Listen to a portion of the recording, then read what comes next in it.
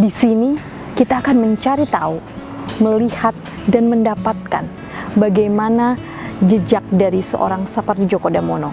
Tetapi yang istimewa, beliau hampir tidak pernah memakai puisinya sebagai bahan ajar. Sapardi Djoko Damono sangat menghargai Balai Pustaka dan melabuhkan bukunya di Balai Pustaka.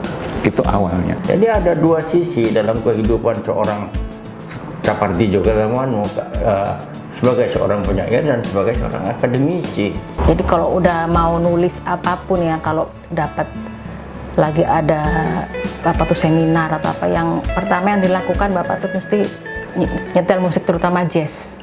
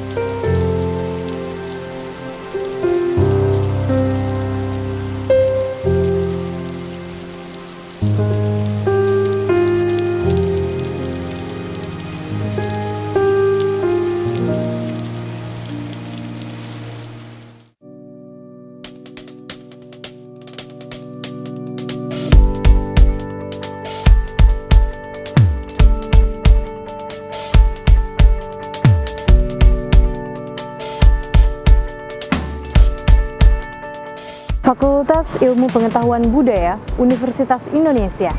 Sahabat Satu Pena TV, di tempat ini lahir seorang pemimpin fakultas, dekan yang begitu mengayomi dan lembut. Ia kemudian lahir sebagai guru besar, profesor sastra, dan menghasilkan karya-karya yang luar biasa. Sapardi Djoko Damono. Hari ini kita akan melihat bagaimana Sapardi Djoko Damono memimpin fakultas ini dengan begitu luar biasa. Dr. Ibnu Wahyudi. Kita akan berbincang dengannya. Bersama kami dalam Satu Pena TV di bawah pimpinan Denny J.A. menelusuri jejak Sapardi.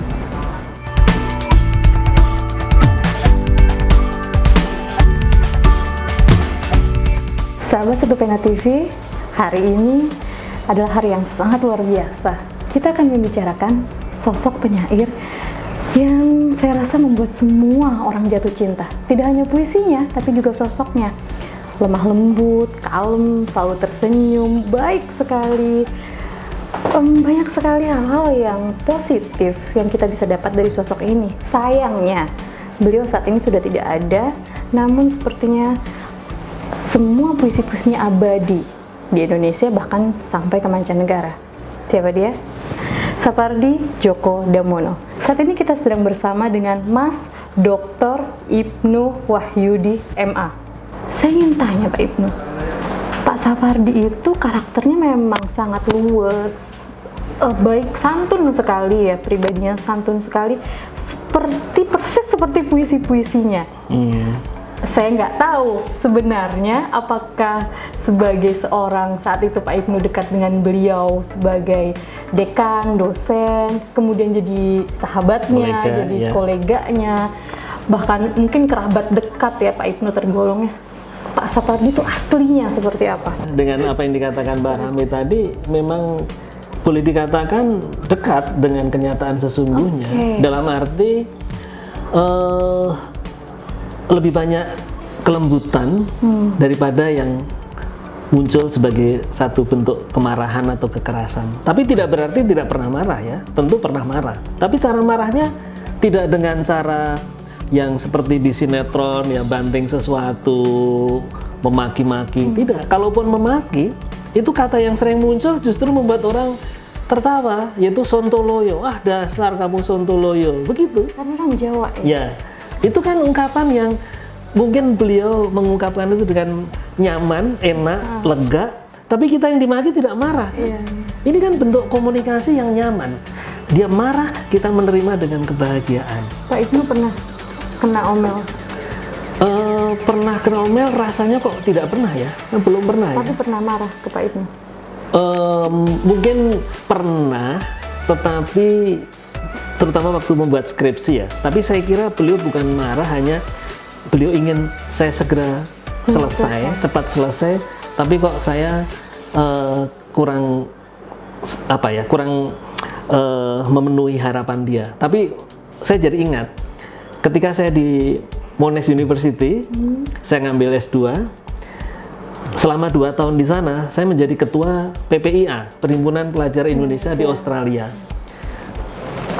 Beliau kelihatan marah. Marahnya dalam arti, kamu saya kirim ke Australia Buat belajar. bukan untuk jadi ketua loh, bukan untuk pelajar. Cepat, kita memerlukan kamu. Gitu. Itu saya kira beliau marah. Marah dalam arti karena ada harapan yang lain, yaitu harapan supaya saya cepat selesai dan pulang, atau beliau khawatir kalau beasiswa saya habis, saya belum selesai. Kan bisa kan?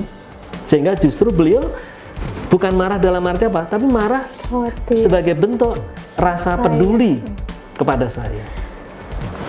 Ini banget ya, Pak Ya. Sapardi, lembut, memang lembut. Caranya kan begitu kan? Caranya bukan kamu tuh kok bodoh amat sih nggak selesai-selesai pulang. Tapi mungkin ya, karena tadi bertanya tentang bagaimana beliau marah atau apa, saya memang pernah merasa beliau tidak mengharapkan saya datang. Saya dan satu teman, saya lupa siapa, beliau tidak mengharapkan kami datang karena beliau sedang sakit pada waktu itu, baru pulang dari dokter. Jadi waktu beliau masuk rumah, kami juga datang, terus beliau seperti mengusir, tapi mengusirnya tuh jangan sekarang ya, saya lagi nggak enak badan, cuma itu. Itu jarang sekali dia ungkapkan, karena walaupun beliau sedang sakit misalnya, dia tetap mau menemani kami ngobrol, dan kami sering ngobrol di rumahnya sampai tengah malam.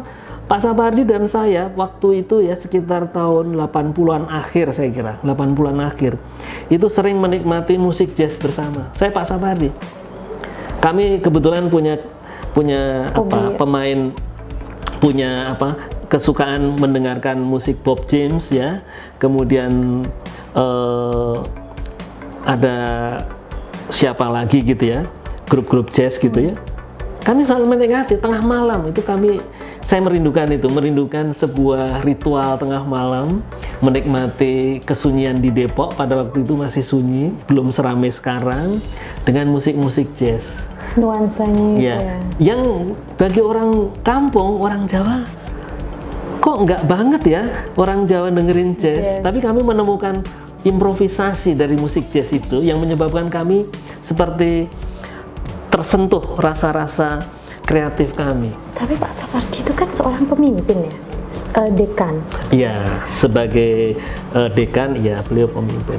Seorang pemimpin yang tidak pernah marah, tapi maksudnya begini, terkadang kita membutuhkan kepatuhan dari jajaran ketika takut gitu, maksudnya hormat itu biasanya muncul ketika ada ketegasan, sedangkan Pak Sapardi sendiri sangat lembut. Ya. Ketika itu bagaimana? Jadi dalam mengelola emosi ya, termasuk mengelola anak buah, itu gambaran dia sebagai seorang dekan atau wakil, dulu namanya pembantu dekan. Itu agaknya berbeda dengan stereotip pimpinan pada umumnya.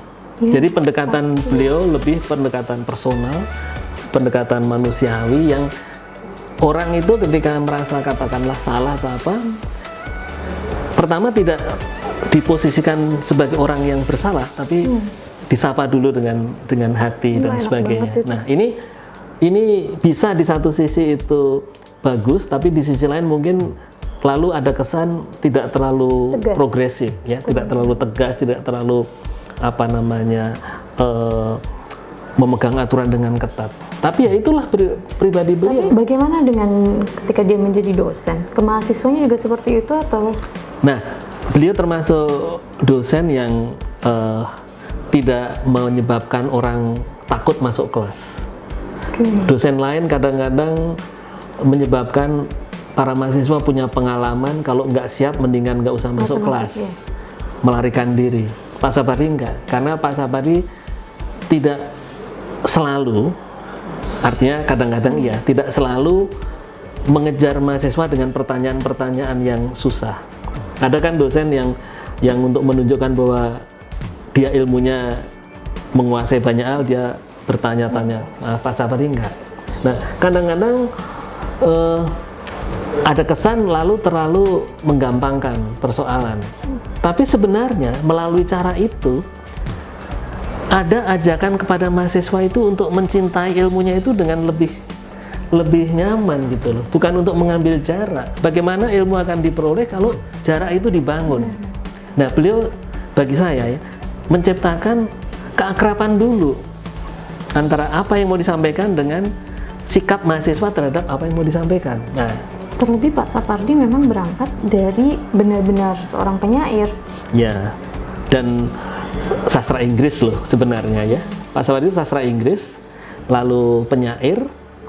Tapi ketika di UI, beliau masuknya sastra Indonesia, ya. Jadi keilmuannya lebih apa ya?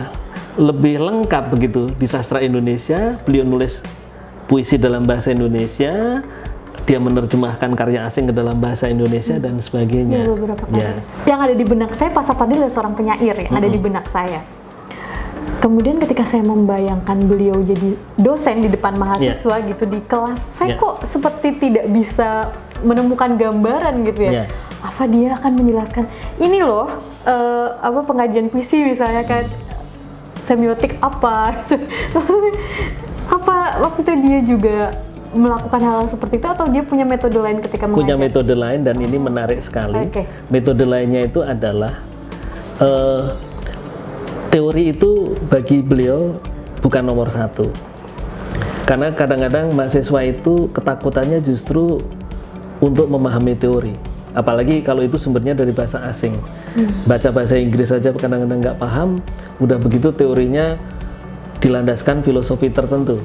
Mahasiswa kadang-kadang tidak. Pak Sapardi nggak dengan cara itu. Pak Sapardi selalu menekankan untuk ilmu-ilmu humaniora seperti di sini, yang terpenting adalah membaca karyanya dulu, membaca karya sastra itu sendiri, membaca kalau misalnya arkeologi, ya bergaul dengan batu-batu, bergaul dengan arca-arca. Kalau sejarah, ya harus paham tentang peristiwa-peristiwa masa lalu. Nah, kalau sastra, ya baca dong.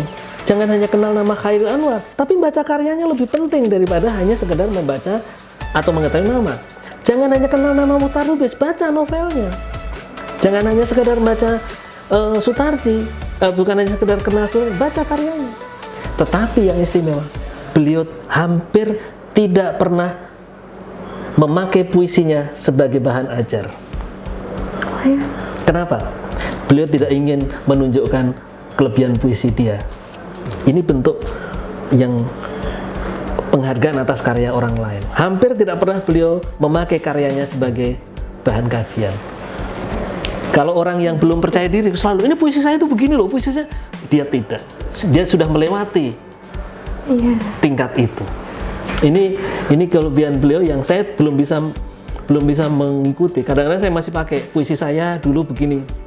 Beliau hampir nggak pernah memakai puisi beliau. Hebat. Untuk contoh kajian, tapi dia memakai, walaupun katakanlah sedikit ada masalah dengan penyair lain karena sikap, karena ideologi.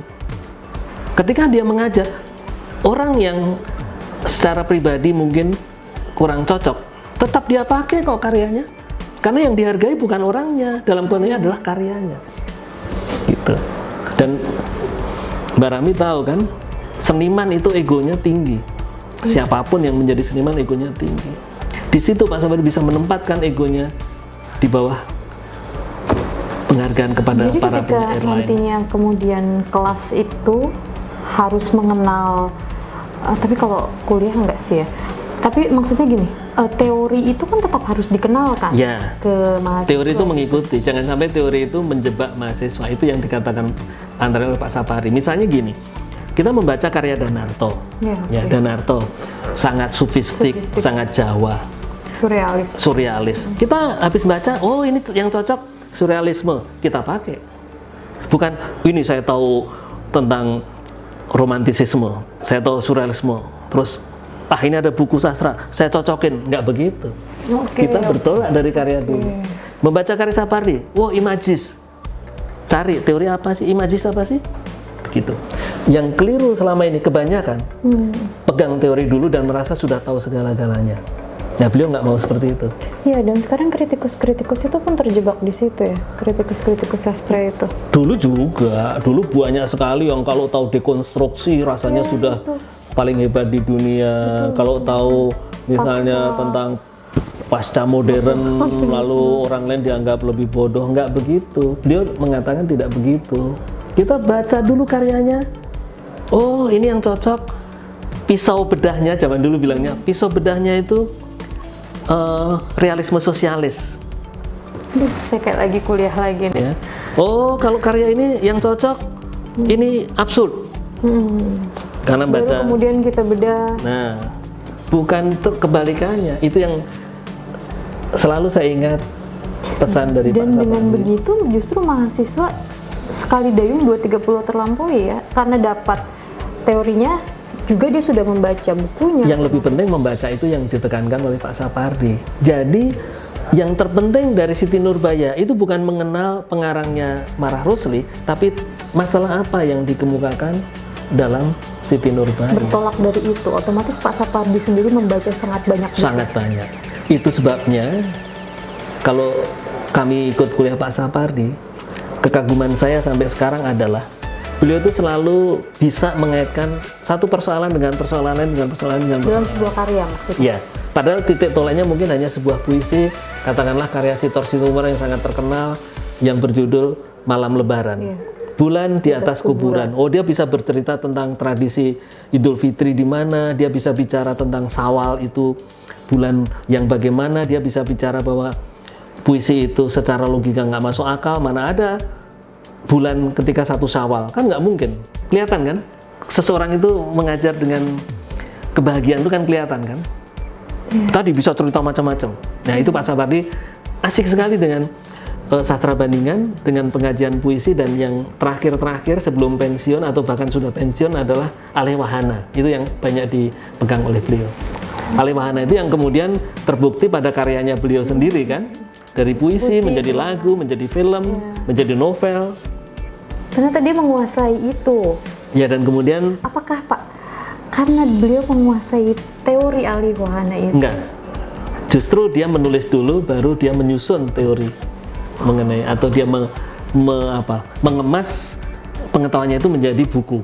Hujan Hujan Bulan Juni itu sudah ada di novel, Ya, ada di lagu, ada di film. Ya. Itu bukan karena beliau memang menguasai Alih Wahana, Bukan, menciptakan bukan. puisi yang Nah. ini kira-kira puisiku nanti bisa jadi novel, Enggak. bisa jadi lagu, bisa jadi itu film. juga yang selalu ditekankan oleh Pak Sapardi ketika Menciptakan karya. ketika mengajar penulisan kreatif. Jadi penulisan kreatif Mengajar penulisan kreatif di juga. sini juga yang menginisiasi beliau juga. banget ya, punya dosen Jadi yang menginisiasi juga Pak Sapardi penulisan kreatif, dan selalu mengatakan jangan pakai teori nulis itu, nulis saja.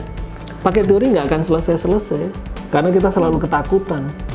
Kok alurnya kok Nggak pas ya? gini, nggak ada flashback, itu semuanya itu nanti jalan dengan sendirinya. Yang penting mau nulis apa, bagaimana konflik dibangun, kalau dalam puisi bagaimana metafor mau dipakai, imaji mau dipakai, bagaimana. Nah, beliau punya ungkapan yang sangat populer, bagaimana kalau dalam puisi itu maksudnya begini, bilang begini, maksudnya begitu. Itu konsep Sampai jadi dia. buku ya. Ya, karena memang ketika orang baca puisi itu jangan membaca sebagai fakta, sebagai berita. Nanti malah kita kecewa sendiri. Jadi bilang begini maksudnya. Bilang begini maksudnya begitu. Itu adalah Maka sebenarnya itulah yang metafor. namanya itu yang namanya tafsir. Oleh sebab itu, Pak Sapardi selalu mengatakan, tidak pernah ada satu tafsir dalam satu karya. Maka dia tekankan multi tafsir dalam mengkaji seni, juga sastra terutama, itu penting sekali. Tapi yang ingin saya katakan di sini bahwa dari obrolan saya dengan Pak Ibnu dari tadi nih, Pak Sapardi ini orang yang sangat legowo ya. Ya. Legowo banget. Dia menciptakan apapun, memang sebenarnya impact ke kita, ke pembaca, yang tadi saya bilang, tidak semua, nggak hanya mahasiswa sastra atau orang-orang yang berkecimpung di dunia sastra yang mengenal puisi-puisi beliau loh. Ya. Ketika beliau meninggal, nyaris semua status WhatsApp di tempat saya, entah itu dari teman-teman sastra, entah itu dari keluarga, bahkan orang tua siswa di kelas anak saya sekolah, yang dia adalah kadang ada yang jadi dosen, ada yang jadi apa di grup OTS itu, semuanya nulis status puisi Sapardi, semuanya itu. Saya kira ini fenomenal luar biasa ya.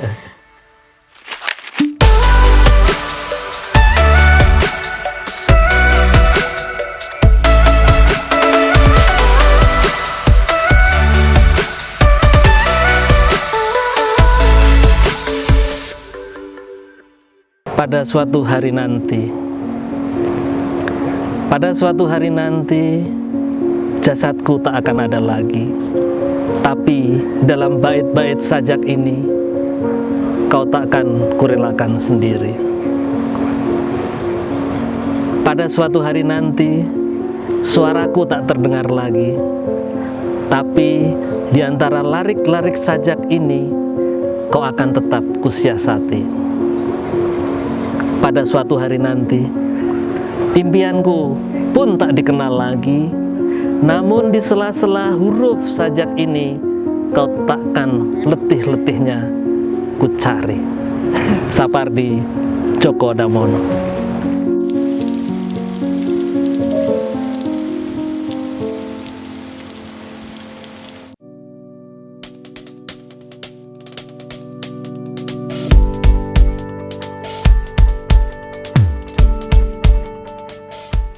Balai Pustaka, penerbit pertama yang melahirkan karya-karya dari Sapardi Djoko Damono.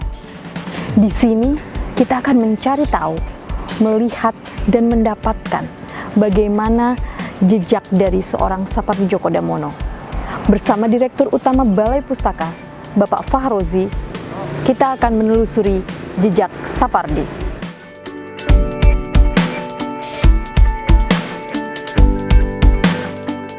Sahabat Satu Pena TV, kali ini kita sudah berada di sebuah tempat yang saya rasa menjadi impian semua anak-anak yang suka membaca, yang suka menulis, menyukai bermacam-macam novel, puisi. Senior dari seniornya penerbit di Indonesia. Di mana kita saat ini? Balai Pustaka. Kita sedang berada dengan seorang raja pantun, jadi saya nggak mau sebut namanya dulu, saya pengen bacain pantun. Ini saya buat di mobil dalam perjalanan dari Bogor ke sini loh Pak. Karena saya nggak bisa pantun, saya searching sampai nih. Apa ini yang bagus buat Bapak Raja Pantun kita ini? Makan selasih di Gunung Fuji. Rajin memakannya bisa jadi seperti Bon Jovi. Terima kasih Pak Fahrozi sudah meluangkan waktunya untuk Satu Pena TV. Oh iya, sama-sama sahabat Satu Pena di mana saja berada. Indah berkembang bunga cempaka, Langsung dibalas. sinar rembulan penghias angkasa. Kami datang dari Balai Pustaka, Istana Peradaban Kebanggaan Bangsa. Nah, jadi kelihatan ya sahabat Satu Pena TV siapa yang senior dalam bidang pantun, siapa yang junior banget. Karena itu hari ini kita datang ke sini, kita ingin mengulas, kita ingin menyusuri jejak dari Sapardi Djoko Damono. Dan perlu diingat, saya pakai baju ini menyesuaikan keseharian Pak Sapardi Djoko Damono yang selalu trendy, yang selalu bersahabat dengan milenial, makanya bajunya atas bawah seperti ini. Satu lagi, jadi sahabat Satu Pena TV kita tuh selalu bertanya ya, Pak Sapardi ini seorang yang sebenarnya sudah sangat sepuh dari Jawa, iya kan, beliau dari Jawa Solo, Jawa yang sangat Jawa sekali, Solo. Tapi cara berpakaiannya itu modern sekali ya. Iya. Beliau. Topi. Nah, topi pet juga menurut pengakuannya tahun 1990-an beliau pernah mengalami sakit kepala yang akut. Maka salah satu perlindungannya pakai topi pet dan keterusan. Beliau bilang olahraga terbaik jalan kaki, di mana-mana jalan kaki, dan jalan kaki terbaik itu di mall. Melindungi kepala dari AC itu pakai topi pet. Itu ada sejarahnya.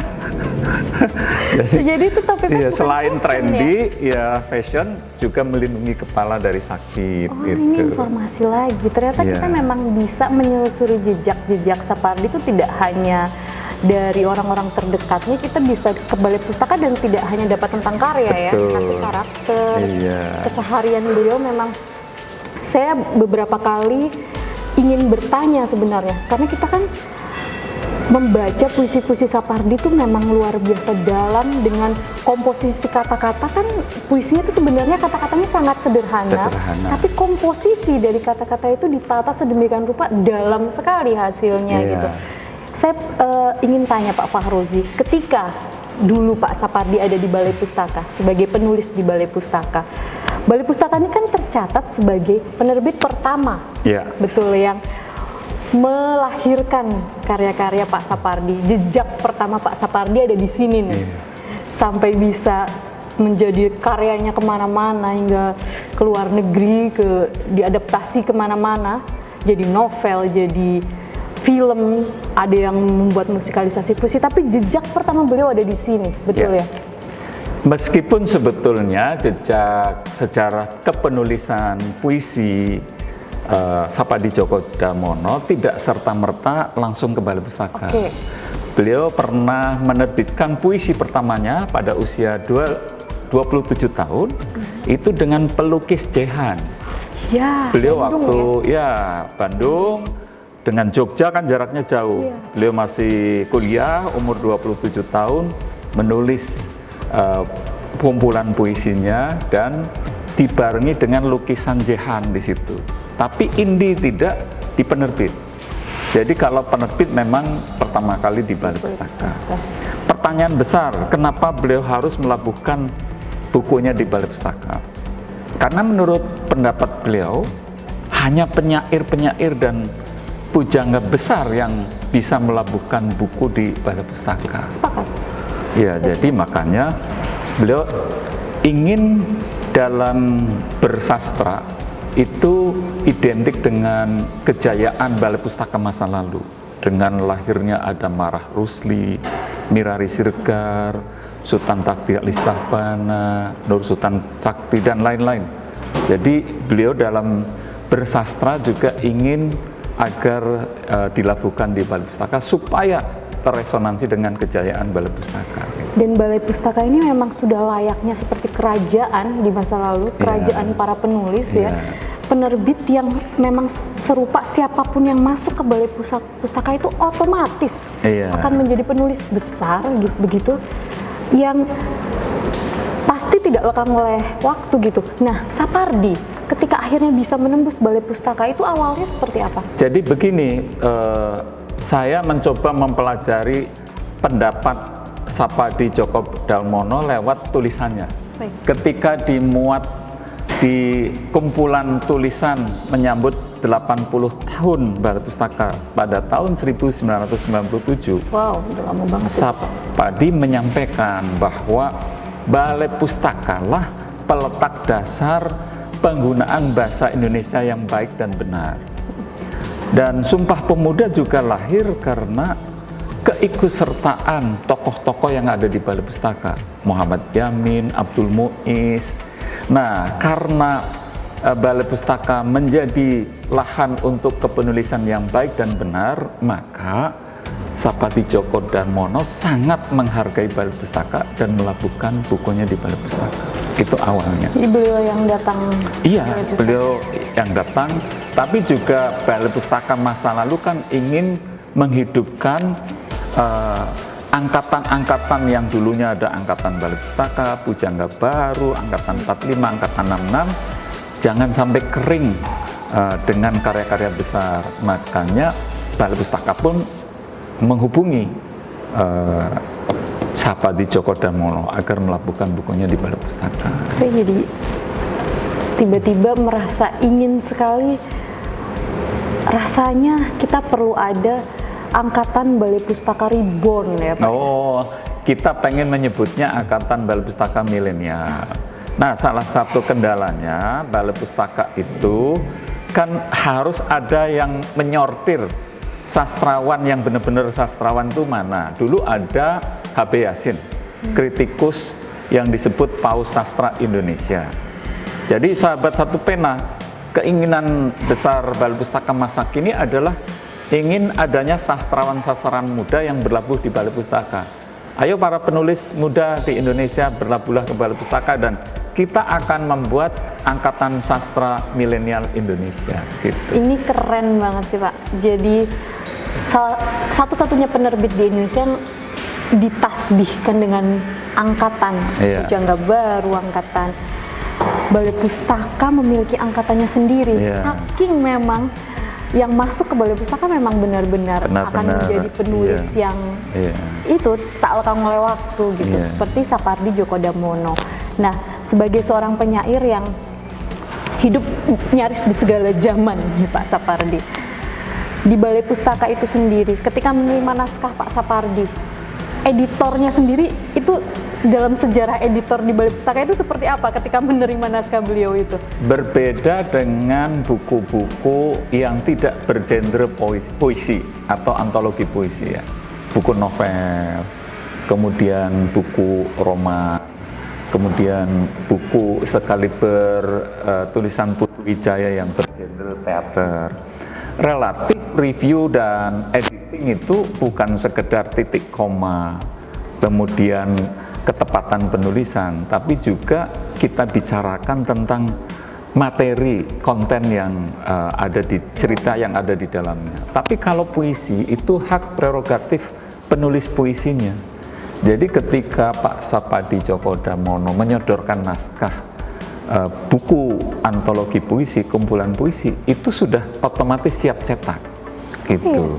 Sudah siap cetak, hanya editor dan kemudian pengatur desain grafis, layout itu yang dibicarakan. Bagaimana nanti cover, wajah covernya, layoutnya, itu yang dibicarakan. Tapi material puisinya sama sekali editor tidak melakukan editing. Karena memang puisi itu maknanya sangat luas. Otoritas untuk makna yang paling benar melahirkan narasi itu ada pada penyairnya, sastrawannya. Dan ketika sudah dilemparkan ke masyarakat, otoritas pemaknaan itu sudah milik masyarakat, tidak bisa masyarakat, lagi. Iya, betul. Jadi memang naskah-naskah Sapardi itu sendiri nyaris tidak pernah mengalami seperti revisi. Oh tidak, ya. Kebetulan Sapardi itu hadir sangat akomodatif, mau berdiskusi. Tentu Sapardi Djoko Damono juga memberikan kisi-kisi pemaknaan dari puisi menurut versi penulisnya. Sedangkan secara universal nanti masyarakat umum bisa melakukan pemaknaan. Boleh jadi berbeda dengan ketika pertama kali puisi itu dituliskan oleh penulisnya gitu.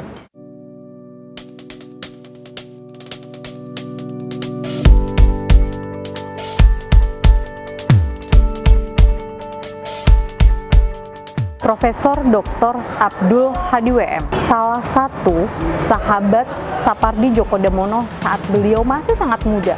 Mengenal Sapardi Djoko Damono saat muda, kita akan mengenal sosok Abdul Hadi WM. Kali ini saya berada di Universitas Paramadina, tempat di mana Profesor Dr. Abdul Hadi WM menjadi guru besar. Kita akan tahu bagaimana Sapardi Djoko Damono saat masih muda, bagaimana dia menjalankan kehidupan kepenyairan, bahkan sampai masuk ke dalam ranah kritik hingga politik, sebab beliau ada di salah satu penetangan manifest kebudayaan. Dari Abdul Hadi WM, kita akan melihat siapa Sapardi Djoko Damono.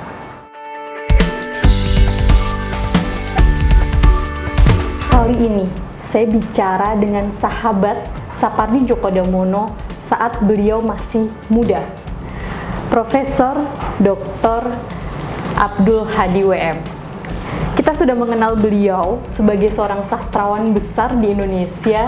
Tentu saja ini merupakan kehormatan dan terlebih beliau sangat mengenal sosok Sapardi. Jadi Prof, saya mendapatkan informasi bahwa Prof Hadi saat masih kuliah itu mengenal beliau dengan baik. Bisa diceritakan nggak sih Prof, mengenal itu seperti apa?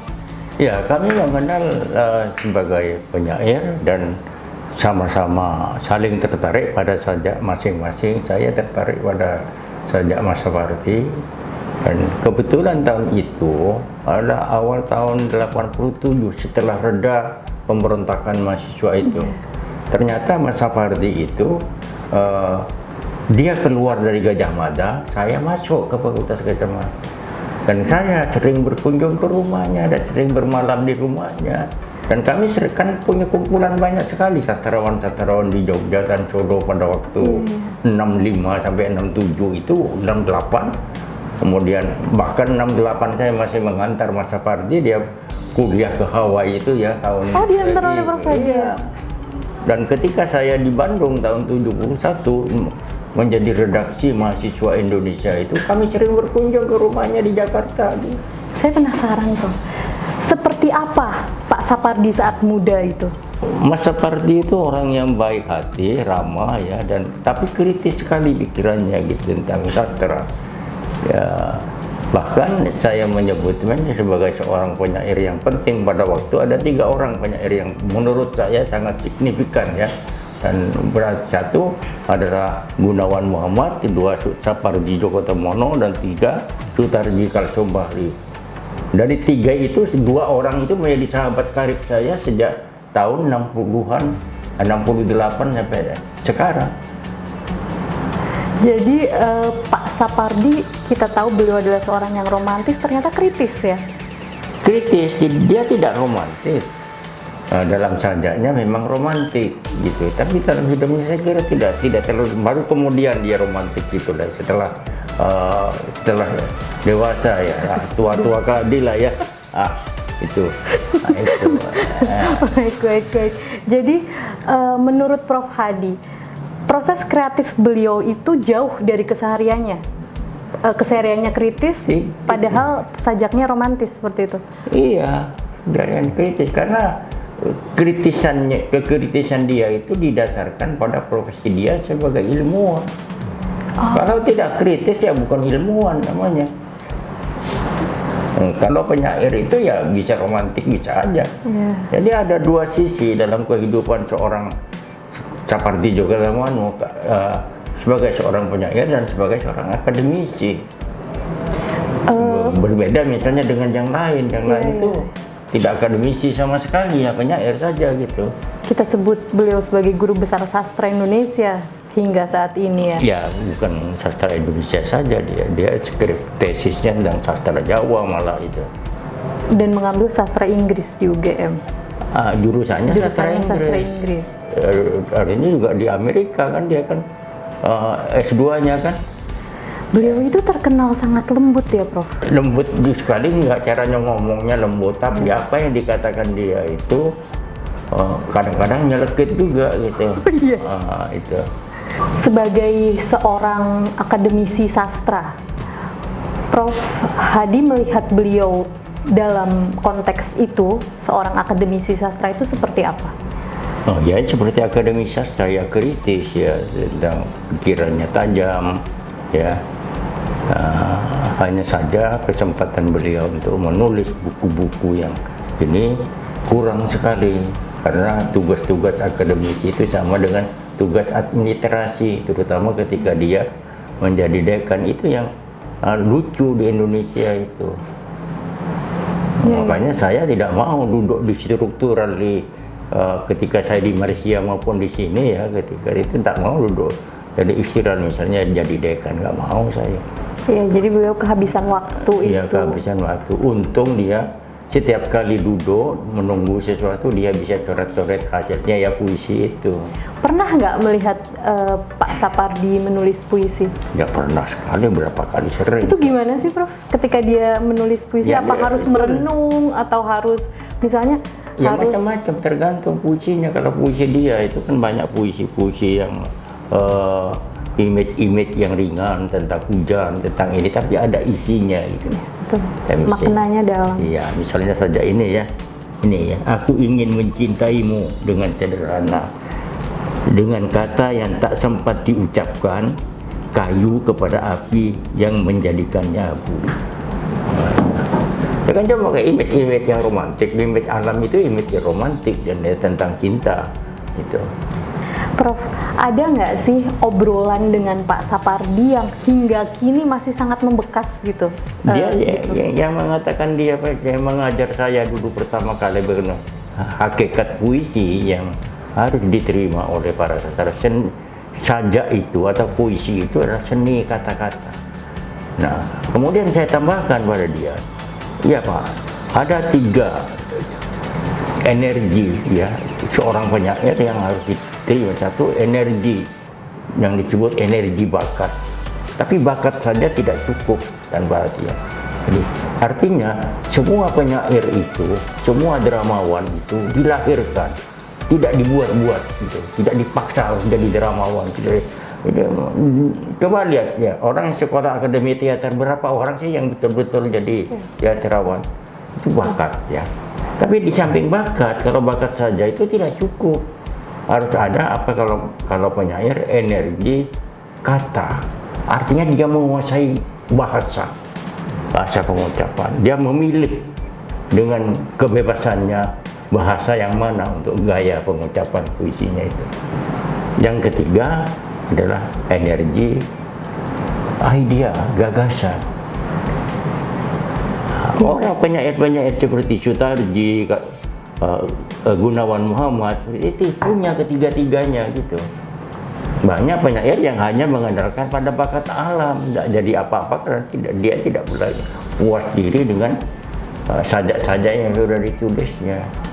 Penyair itu harus memberontak terhadap sajaknya sendiri kalau perlu, dan Sapardi melakukan itu ketika dia menulis buku perahu kertas. Dia bertumpu kepada image ya, citraan ya saja. Citraan itu kan sebetulnya kalau dibantu dengan sebagai esensi puisi, kalau itu jadi metafor kan. Tapi Sapardi tidak mau jadi metafor.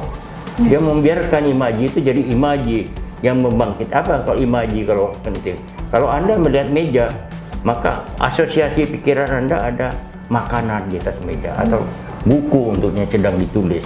Jadi asosiasinya kemana-mana. Tulisan saya di Budaya Jaya, sajak-sajak suasana, dan satunya sajak-sajak imajis. Itu tentang Sapardi. Di Budaya Jaya tahun 70 berapa gitu. 75, 76 gitu. Jadi mengenal Pak Sapardi sejak tahun 67 saya. wow. Ketika reda sudah pemberontakan PKI itu kan selesai. Di Jogja itu kan masih ramai bunuh-bunuhan itu. Baru universitas baru dibuka tahun itu. Sapardi datang pada sana, diundang oleh kami sastrawan itu untuk memberikan makalah puisi Indonesia sekarang. Dia Beliau tulis termasuk sajak yang seni kata-kata. aktif saat PKI itu di Manikebu itu ya Pak ya? Enggak tahu, saya masuk universitas itu sudah Manikebu sudah manifest kebudayaan sudah dibubarkan, sudah tidak ada lagi. Kalau Mas Sapardi memang penanda tangan di situ, dia ya kejar-kejar, Taufik, Ismail, segala macam itu udah kejar-kejar. Saya penasaran tentang itu deh Pak, karena saya melihat Sapardi Djoko Damono saat-saat terakhir kan sangat lembut, tenang ya, mungkin karena sudah sepuh. Tapi ketika mengetahui informasi tentang manifest kebudayaan itu, saya tahu beliau dikejar-kejar. Itu seperti apa sih Pak saat itu? Beliau maksudnya, Ya, profil bukan beliau. hanya beliau, ada banyak sekali ya, pelukis ya, penyair, pokoknya yang menentang lekra itu dimusuhi dan dibenci, disingkirkan. Karena makanya dia tidak begitu lulus dari Universitas Gadjah Mada. Dia tidak langsung bisa mengajar di mana-mana kecuali di IKIP Madiun pada waktu itu yang baru tumbuh. Tapi beliau tetap dengan lantang berani. Lah iya jelas dong. Mana ada sastrawan pantang mundur? Nggak ada sastrawan pantang mundur, pertaruhan gitu. Nggak ada, makanya sampai itu nggak ada sentuhan sama sekali. Nah, dia kemudian sajak-sajak sesudah 65 itu dia membuat sajak-sajak Duka Abadi, dan itu sajak-sajak yang kontemplatif sekali ya. Betul. Diterbitkan oleh kawannya pelukis Jaihan. Ya. Sayalah orang pertama yang membuat kritik terhadap buku puisi itu, baru Gunawan Muhammad. Wow, saya melihat dekat sekali dengan Pak Sapardi. Dekat sekali, seperti saudara. Mulai dari istrinya, anak-anaknya itu dekat sekali. Dengan Mbak Anik dan Mas Iko ya. Iya. Waktu kawin pun saya datang. Waktu mau berangkat ke Hawaii, saya juga ikut mengantarkan dari rumah ke Solo, ke rumahnya di Solo untuk pamit itu kan.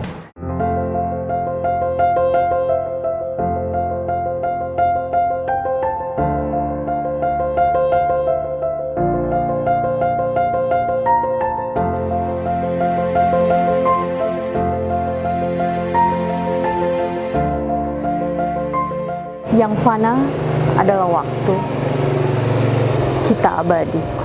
Sahabat Satu Pena TV pasti tahu itu cuplikan puisi dari siapa. Sapardi Djoko Damono, penyair Indonesia dengan karya puisi yang begitu romantis, begitu mendalam. Hari ini saya sudah berada di kediaman pertama dari Bapak Sapardi Djoko Damono, rumah Sapardi Djoko Damono yang pertama. Kita akan berbincang dengan anak sulung dari Sapardi Djoko Damono, Ibu Rasti Suryandani. Ayo kita ikuti obrolan kita.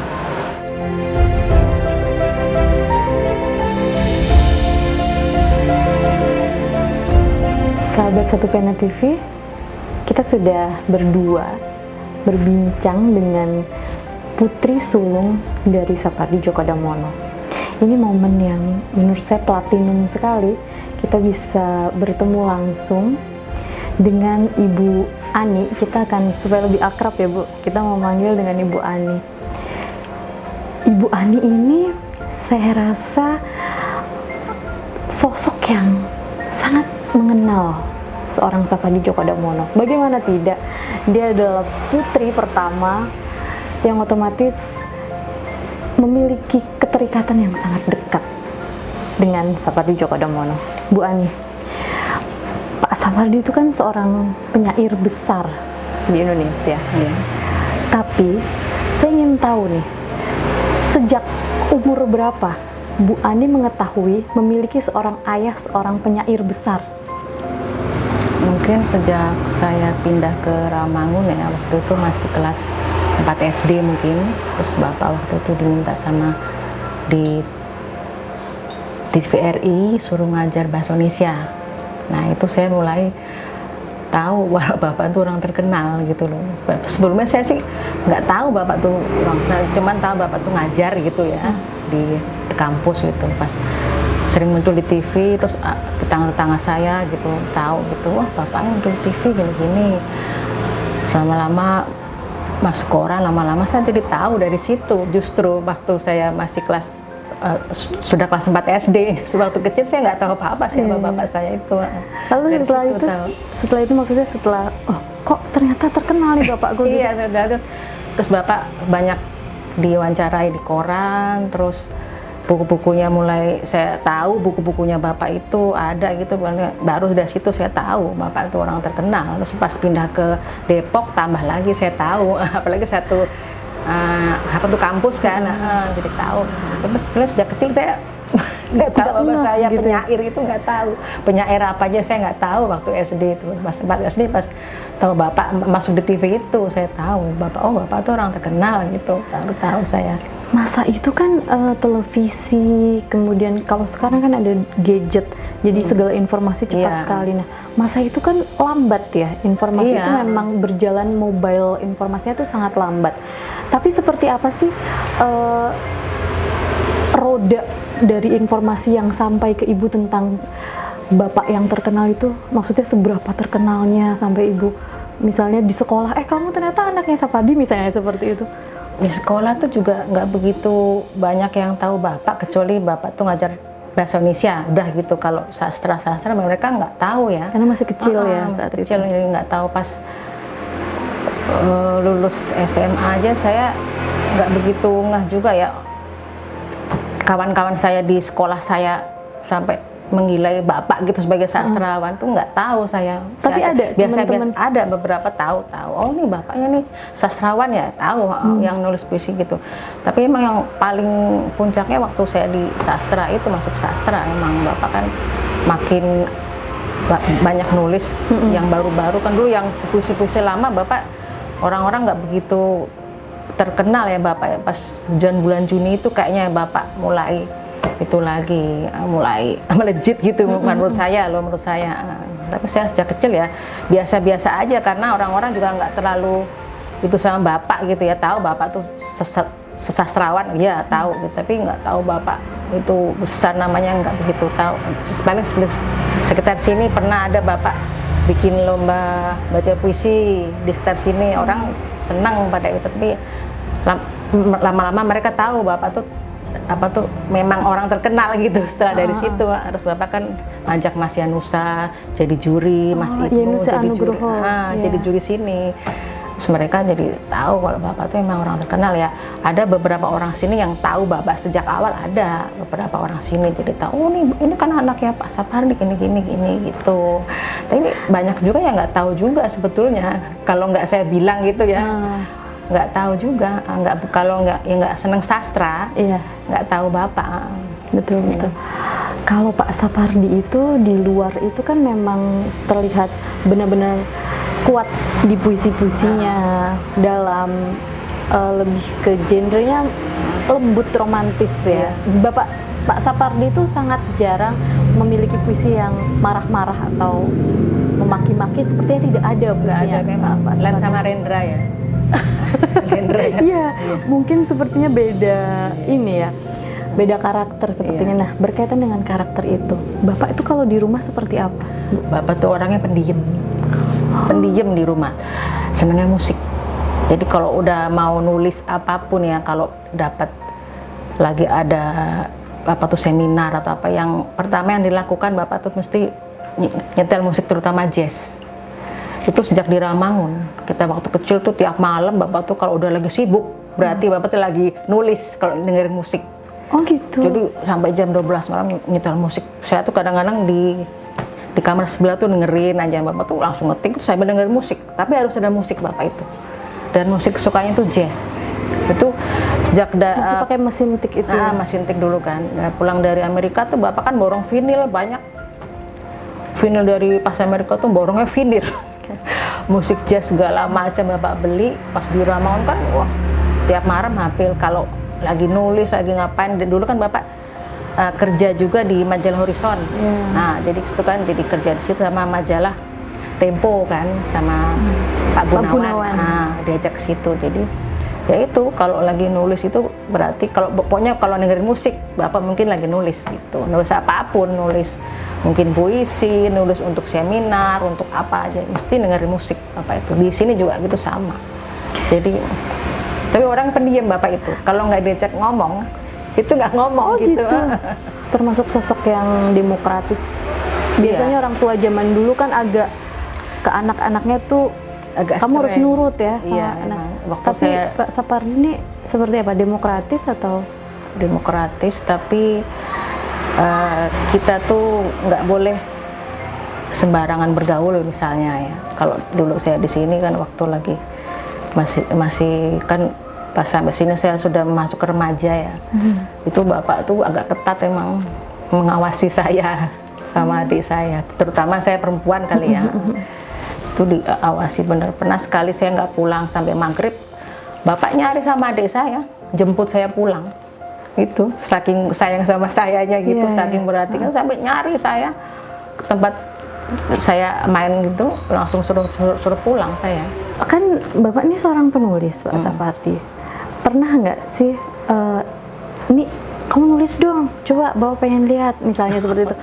Dirangsang untuk mengikuti jejaknya, misalnya seperti itu. Pernah, Bapak nggak pernah maksa kita untuk mengikuti jejak Bapak. Bapak malah bilang kita, kamu mau jadi apa aja terserah gitu. Bapak sih nggak pernah maksa apa-apa. Kamu mau jadi pedagang, mau jadi penulis, mau jadi guru, terserah kamu, kata apa gitu. Nah kebetulan saya sama dia kan, sama adik saya nerjemahin buku. Jadi sejak waktu kelas 3 pas lulus kuliah apa ya, Bapak tuh ngasih kita pernah sekali suruh nerjemahin buku. Terus bareng sama Bapak kita sama adik saya pernah sekali. Pernah nggak sih ngelihat Pak Sapardi dalam kondisi on fire banget nih lagi nulis, kemudian seperti kehilangan inspirasi? Biasanya kan penulis seperti itu ya, lagi semangat tiba-tiba inspirasi hilang terus dia stres sendiri misalnya. Dulu pernah waktu nulis tesis doktor.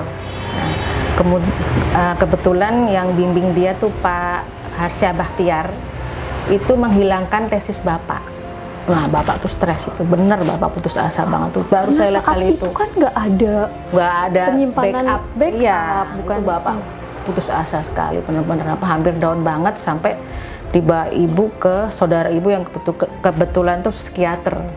Bapak dibawa, jadi kita berempat tuh ke dokter itu, ke sepupunya ibu yang psikiater tuh dibawa malam-malam itu. Bapak tuh bener-bener down. Downnya seperti apa sampai? Udah nggak bisa apa-apa di rumah Bapak itu. Bener-bener udah nggak bisa nulis lagi kan, harus ngulang lagi nulis kan, luar biasa tesis gitu tebelnya kan. Bapak udah mau marah nggak bisa, mau gini nggak bisa, akhirnya dibawa ibu ke psikiater itu. Lama kita nunggu di luar, kita saya sama adik saya itu. Jadi di rumah tuh bener-bener tegang.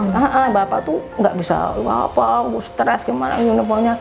Tapi nggak bisa marah juga, Bapak kan orangnya dipendem terus Bapak ya. Jadi itu ya saat itu yang benar-benar saya lihat Bapak tuh benar-benar frustasi, down sampai wah nggak bisa apa-apa, hampir putus asa Bapak gitu, karena itu aja tesisnya itu hilang. Dan terbayar gitu. kemudian Akhirnya menjadi bisa, guru besar ya. Alhamdulillah ya itu. Ibu saya tuh dorong Bapak terus, ayo Bapak jangan putus asa, itu dokter penting. Akhirnya alhamdulillah itu luar biasa itu Bapak tuh. Jadi dokter, kemudian jadi profesor, jadi guru besar UI. Setelah kepergian Pak Sapardi, ada apa yang sangat hilang? Ya banyak ya. Ya sebagai bapak saya kehilangan banget ya, sebagai bapak, sebagai temen nanya-nanya saya, Bapak suka nanya-nanya berbagai macam hal sama Bapak. Sekarang udah nggak bisa lagi ya kan saya. Ya kehilangan sekali saya Bapak itu. Baik sahabat Satu Pena TV, kita akan lihat, kita akan ziarah juga ke makam dari Pak Sapardi Djokodamono.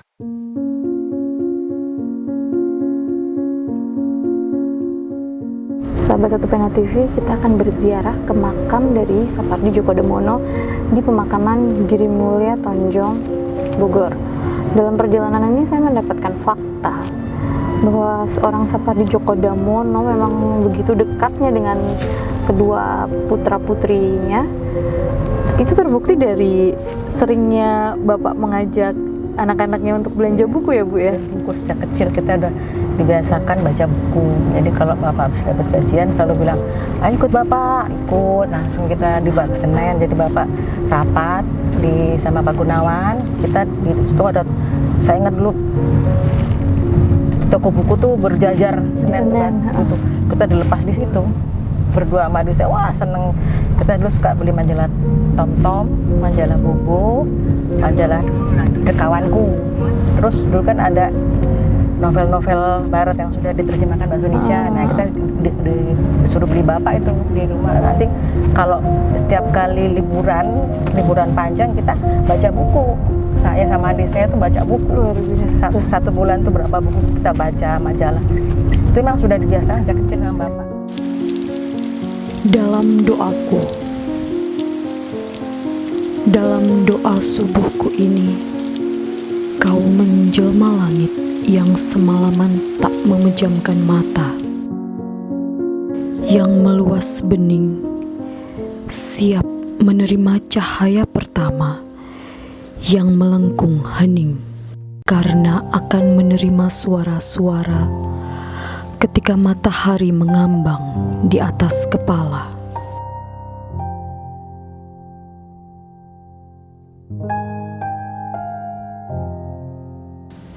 Dalam doaku, kau menjelma pucuk-pucuk cemara hijau, senantiasa yang tak henti-hentinya mengajukan pertanyaan muskil kepada angin yang mendesau, entah dari mana.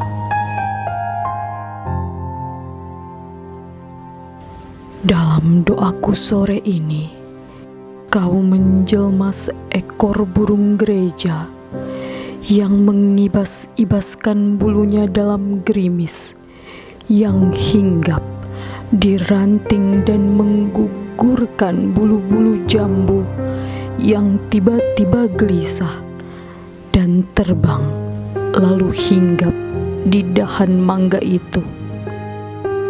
Maghrib ini dalam doaku, kau menjelma angin yang turun sangat perlahan dari nun jauh di sana, bersijingkat di jalan dan menyentuh-nyentuhkan pipi dan bibirnya di rambut, dahi, dan bulu-bulu mataku. Dalam doa malamku, kau menjelma denyut jantungku yang dengan sabar bersitahan terhadap rasa sakit yang entah batasnya, yang setia mengusut rahasia demi rahasia, yang tak putus-putusnya bernyanyi bagi kehidupanku. Aku mencintaimu. Itu sebabnya aku takkan pernah selesai mendoakan keselamatanmu. Sapardi Djoko Damono.